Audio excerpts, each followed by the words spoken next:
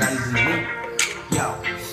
Habang ako ay nakaupo at hawak ko yung baso, nandito na kami sa bahay ni Sir Romeo. Nandito na kami umiinom ng kape sa magdamag, kaya umabi na ngayon. Nandito na kami, kasama ko ang aking utol. John ay yung pangalan na wala nang tumututol. Habang kasama ko lahat nito ay sama-sama, taas mo na, kampay na sa bandera. Sabay-sabay natin pasyalan ang lugar na Kanduni at tayo magsaya na lang. Nandito na kami, walang ibang makatapat. Kapag bumanat na kami, lahat sila'y napapaawat.